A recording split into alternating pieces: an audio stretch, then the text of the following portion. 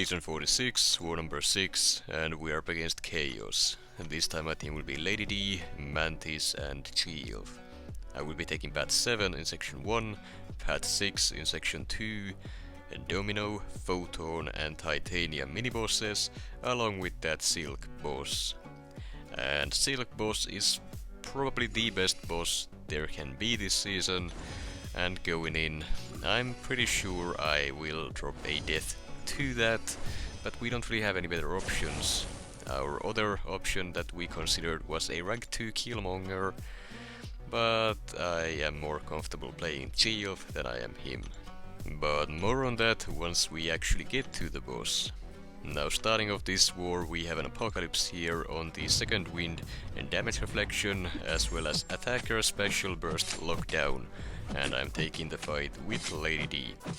As usual against these tactic defenders that are mutant, the game plan with Lady D is just keep that heal block up whenever I'm baiting a special attack, so that I will prevent any unblockable abilities from activating. Alternatively, you can also use the intercepts to get the taunt up, but, well, knowing how annoying the AI can be, I'm not relying on it here. Sure, I will get it whenever I can, just to make special baiting easier, but at the same time, simply just getting the heal block up is all that you really need to do. Fight itself is extremely easy, and APOC doesn't shrug off any debuffs, so the second wind and damage reflection node will not be a problem in this specific matchup. Lady D was able to finish the fight in roughly 50 seconds, which is pretty good considering her rupture damage is not increased with boosts. Now, next up we have a Zemo here on the second wind damage reflection as well as the winded node, and I'm taking the fight with Mantis. And this matchup isn't great, to be completely honest, but as long as I don't finish my combos with a light attack and I don't cut my combo short by dashing back, I will not be inflicting any debuffs on Zemo, so the damage reflect will not be a problem. On top of that, I will also not be using any heavy attacks or specials to knock him down, because that would inflict the armor break debuff from the winded node, also triggering the damage reflection due to him cleansing it. So all this matchup really is just me doing full 5-hit combos, taking him down slowly but surely with basic attacks, and even then it's not all that slow. It's been 50 seconds into the fight and he is down to around a quarter left, so while the matchup itself isn't the greatest on paper at least, it does work, and since I really did need Mantis to clean up the Photon mini-boss of the hazard node, I figured that this would be the better plan instead of bringing some other better suitable option here and then suffering the consequences against the Photon later on. But just to close this fight out, I decided to go for a Mantis Special 3 to have a little dance break with Zemo, just to recreate the Dancing Zemo meme in game. No other real reason, to be honest. I did waste some time doing so, but I figured might as well since I had the opportunity to do so. Then next up here we have a Kitty Pryde on the prowess build up unblockable and superior specials node, and I will be taking this fight with Lady D. And this one was slightly concerning. The superior specials node allows Kitty Pryde to have a permanent 200% prowess passive active, and that counts towards Kitty Pryde's phasing as well. So she will be phasing more often than usual, and her specials will hit that much harder even through the block.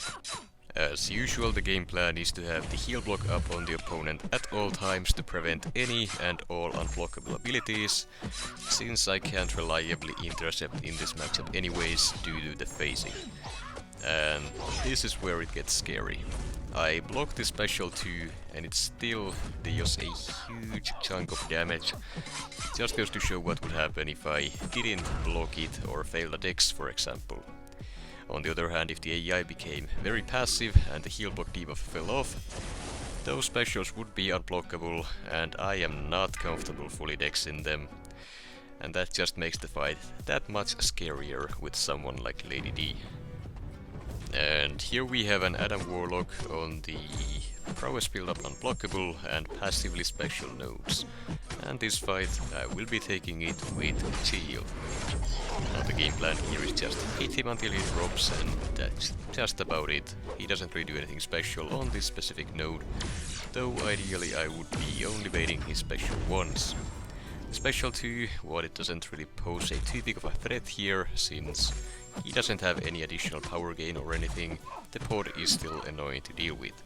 And now here I did make the mistake of trying to parry him while he had that Sovereign buff active, which reduces your stun ability accuracy on parries, and I ate a combo due to him going unblockable. It was unfortunate, but I did still have the invulnerability boost active from the previous fight, so I ended up losing no health at all. Just about a minute into the fight, and he's basically a combo away from death. Quite a simple fight for Chee'ilth, and would be basically for any attacking champion, provided Adam doesn't turtle up and save for a special 3. Now, so far I am quite pleased with my ability to actually finish some of these fights at relatively high health, even being close to full at times. So at the very least I am saving a few potions here, though that said, that kitty did make a dent in Lady D, so I gotta fix that up before going into the next fight. Which just so happens to be this Domino here on the Burden of Might and High Energy Diet miniboss node. And I would consider Lady D the best option in the game for this specific matchup. All of her damage is physical based, so the High Energy Diet node does nothing. And since her damage is not reliant on specials, the Burden of Might node power training you here and there is also quite meaningless. Now, all that said, there is still one thing you really need to keep an eye on, and that is Domino's evade while she is lucky. Lady D does not have an answer for evade, and due to her double mediums, it is also quite a huge weakness in this specific matchup, since the defender evading off of a double medium allows them to punish you before you can react to it with your champion. They will be locked in the double medium animation for long enough for the defender to actually come in and combo you without you having a say in it. So you really need to keep an eye on it and never hit Domino with your medium attack while she has that lucky passive active. That said, you will also see Lady D take some crit fail damage here and there, and that is due to her failing to trigger the Unstoppable during the opponent's special attack while the Ferocity passive is active. Now Lady D is immune to ability accuracy reduction against mutants, but that is not what Domino's crit fail looks for. Any ability that has a chance to trigger but fails to do so due to chance will trigger crit fail. An ability does not have to fail due to Domino's ability accuracy reduction, it just has to fail due to chance. So, since the Unstoppable does not have a 100% chance to trigger, it can fail, and if it does, you will take some crit fail. That said, this matchup, like I said earlier, is quite simple for Lady D, and she goes down in just about 2 minutes, with some cheap damage taken, mainly due to me just being stupid and eating some basic attacks. And now, next up, I am arriving at a half-dead Photon miniboss on the Hazard Shift, Shock and Bleed node, along with the Conflictor node, and I am gonna be cleaning this fight up with Mantis. Originally this was assigned to me to begin with, but we had a fully charged up Corvus that we wanted to try out here to see if he could do it, which he should, but there were some issues, and well, here we are. So the game plan here is to just do full combos here, slow them down so the Tranquilize passive remains active, so that I would not get any debuffs on me from the Hazard Shift node or Photon's own abilities. That said, I did forget about the Conflictor node there for a moment, and that led to me having to dex this unblockable special 2 that would absolutely have destroyed me if it had hit. Now, I did panic dex there a little bit, and that resulted in me dexing the very first hit of the special 2 at the last possible frame that I could have. So me dying was so incredibly close there that it's not even funny, and I have no idea how I actually managed to get the dex off in time. If you go back and you slow it down, it is scary how close it is. I tried to slow it down myself, and it really does look like I dexed on the exact frame that the hit would have connected. So yeah, definitely dodged the bullet there. Now next up we have a Titania here on the Stun Reflection and Polka Dot Power mini-boss node, and I will be taking the fight with Chee'ilth. And this matchup is pretty good, honestly, since Chee'ilth is a tactic attacker. She has very easy access to quite long-lasting bleeds, and then she also can bypass Unstoppable with the crit passive on the special 1. And that said, the matchup is only as good as the player is, and if you make a ton of mistakes, you are gonna feel it. And yeah, I'm definitely gonna be making some mistakes here. And that said, the game plan is to just keep bleeds on the opponent, keep them ticking, spam special 1 for the crit passive so I don't need to worry about the Unstoppable during Titania's Haymaker, and then just, well, not throw specials into her block. That would be a great idea. Now, for whatever reason I didn't punish her during the Haymaker there, even with the crit passive active. I could have just gone in and hit her, but I didn't. And yeah, now I'm just trying to land that intercept before baiting a special 1 and failing miserably. Luckily she didn't throw the special 1 immediately, and she allowed me to get one last shot at an intercept, and I actually landed it this time, allowing me to safely bait the special 1. Now I am getting pretty low here myself, so I once again need to showcase Chee'ilth's regeneration on the special 3. And while it is a very cool ability, I would rather not have to showcase it in Alliance War, where the stakes are a lot higher. Now at this point the rest of the fight should go down pretty smoothly, so I am quickly just gonna go over the original plan here. I was gonna use Killmonger here as well as the Silk Boss, and I figured the matchup should work great against Titania here due to the fact that Killmonger gains power whenever he is inflicted with debuffs. So whenever you are forced to block those specials, his power meter would just shoot up, probably around to the special 2 mark, and you could essentially spam them over and over again, making this fight quite simple. But Chee'ilth did also work quite well, despite me making plenty of mistakes.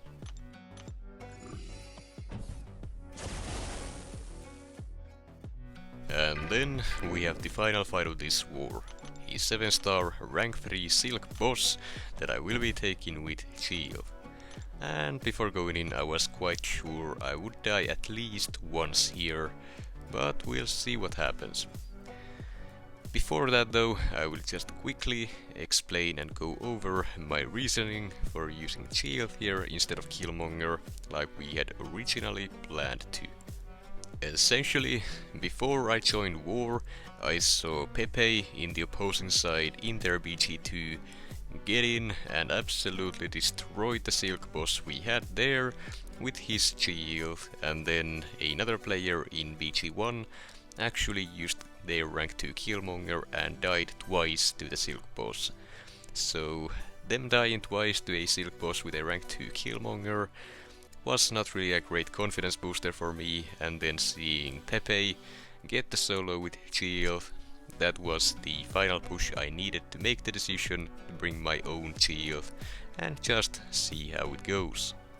That said, the boss that Pepe took in BG2 was only an Ascended 6-star, which has around 250k-ish less HP than the 7-star rank 3 does, along with a lot less attack.